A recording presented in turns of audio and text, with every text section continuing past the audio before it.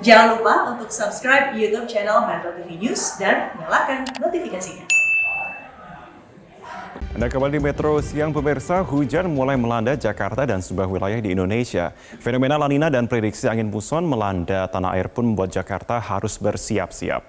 Pemprov DKI Jakarta pun melakukan sejumlah hal untuk mengantisipasi datangnya banjir. Bahkan ditargetkan dalam kurun waktu 6 jam banjir sudah harus surut dan peristiwa banjir awal tahun 2020 tidak akan kembali terjadi. Kita simak selengkapnya dalam pembahasan berikut ini pemirsa. Kalau kita ingat bersama, pemirsa, banjir yang melanda Jakarta pada awal tahun 2020 memiliki ketinggian yang bervariasi dan bahkan juga melumpuhkan aktivitas di DKI Jakarta. Ketinggian antara 10 cm sampai dengan 1,5 meter melanda Jakarta. Bahkan wilayah dengan ketinggian banjir lebih dari 1 meter membuat lebih dari 34.000 orang warga Jakarta harus mengungsi ke tempat-tempat pengungsian yang telah disediakan. Tercatat dari sejumlah orang yang mengungsi ini, 43% diantaranya merupakan pengungsi dari Jakarta Timur. Hal ini pun juga berdampak pada 211 sekolah, 23 puskesmas, sejumlah ruas jalan tergenang, laju Transjakarta, dan lintas rel terpadu yang tidak bisa dilewati. Banyak hal membuat aktivitas di DKI Jakarta menjadi lumpuh. Kemudian saya akan spesifik ke daerah mana saja yang terdampak pada waktu evaluasi banjir besar pada awal tahun 2020 ini. Selanjutnya kita lihat lagi di sini. Curah hujan ekstrim yang terjadi pada 31 Desember 2019 sampai dengan 1 Januari 2020 menyebabkan terjadinya banjir besar di Jakarta. Menurut data dari BPBD DKI Jakarta, total ada 157 kelurahan pemirsa di Jakarta yang terkena dampak dari banjir. Kelurahan terbanyak adalah di Jakarta Timur, ada 77% kelurahan terdampak di sana. Kemudian Jakarta Utara 74%, Jakarta Barat 57%, Jakarta Selatan 50%, dan Jakarta Pusat 39% terdampak kelurahannya. Kemudian yang menjadi pertanyaan besar, apa sebenarnya yang menyebabkan banjir di DKI Jakarta?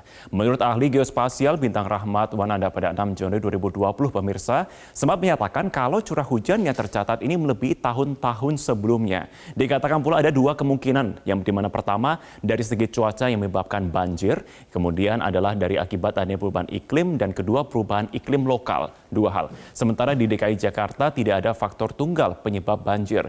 Sebab dikatakan yang pertama adalah minimnya resapan air di selatan Jakarta atau di bagian hulu.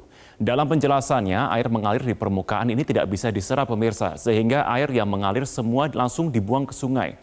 Kemudian faktor kedua adalah drainase buruk di hilir. Secara geografis kalau kita lihat bersama, Jakarta ini berada di bidang datar sehingga sulit untuk bergantung hanya pada sistem yang kanal yang mengandalkan gravitasi, dan harus ada beberapa saluran untuk membantu proses hantaran air akibat adanya hujan yang deras ini. Kemudian faktor ketiga adalah fenomena penurunan tanah atau land subsidence yang tersebar di hampir seluruh wilayah DKI Jakarta yang tentu memperburuk banjir. Dan kemudian ada juga temuan dari 450 pompa yang ada ternyata setelah dilihat hanya 50 yang beroperasi, tidak sampai 50% di sana. Dan terkait dengan kemampuan drainase pemirsa, saya akan kembali spesifikkan di sana, saya kerucutkan di sini. Gubernur DKI Jakarta Anies Baswedan pun menyebutkan bahwa kapasitas maksimal sistem ibu kota hanya mampu untuk menangani curah hujan 100 mm per harinya. Dan jika curah hujan yang turun lebih kuat, Anda tentu bisa memprediksi apa yang akan terjadi, yakni adalah banjir. Kemudian selanjutnya, bagaimana kemudian analisa dan juga prediksi dari BMKG hingga awal Januari 2021 ini? Nah, menurut rilis dari Buletin Hujan Bulanan BMKG, saya sudah sedikit simpulkan di sini dari rilis bulanannya. Ternyata peningkatan curah hujan pun sudah terasa sejak September menuju Januari 2021 pemirsa. Kita simak datanya di sini. Pada bulan September dan Oktober ternyata curah hujan yang melanda DKI Jakarta range-nya antara 101 sampai dengan 150 mm. Kemudian analisa pada bulan November ini yang sedang berlangsung sampai juga yang akan berlangsung sampai dengan akhir bulan ini adalah antara 201 sampai dengan 300 mm. Kemudian untuk Desember pun akan sama seperti November di range 201 sampai dengan 300 mm per harinya. Ini pun juga dikatakan akan ada peralihan cuaca kalau kita bersama dari fenomena La Nina yang sempat melanda pada bulan-bulan sebelumnya akan kemudian beralih dengan adanya fenomena angin muson yang akan kembali bertiup dan juga menyebabkan curah hujan yang cukup tinggi. Pada bulan Januari 2021 diprediksi bahwa di DKI Jakarta akan ada sejumlah wilayah yang curah hujannya ini perharinya akan kurang lebih ada 201 sampai 300 mm per hari sampai dengan 301 sampai 400 mm per harinya. Jadi cukup beragam di sini.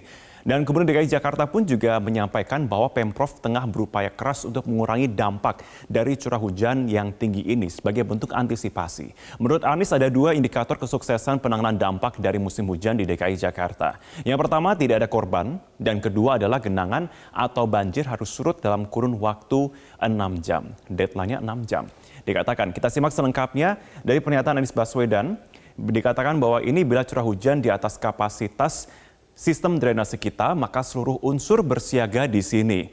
Insya Allah Jakarta bisa terbebas dari banjir dan bila terjadi curah hujan yang amat lebat, kita bisa segera surut dalam waktu kurang dari 6 jam.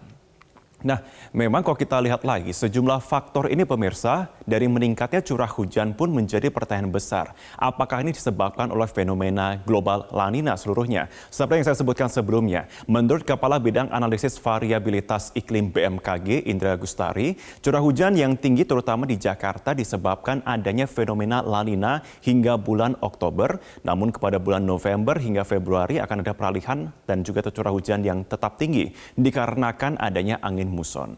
Wakil Gubernur DKI Jakarta Ahmad Riza Patria di satu sisi menyatakan sudah mengerahkan 54 eskavator penguruk lumpur dan juga sampah di 13 sungai untuk memulai pembersihan demi antisipasi banjir yang ada di sana. Dan selanjutnya pemirsa, sebagai penutup, Wakil Gubernur DKI Jakarta pun juga menyatakan sejumlah langkah antisipatif lainnya. Dikatakan bahwa juga akan membuat adanya drainase vertikal, kemudian sumur resapan, dan yang paling penting juga dari semua adalah dukungan dari seluruh warga Jakarta untuk selalu tidak membuang sampah sembarangan.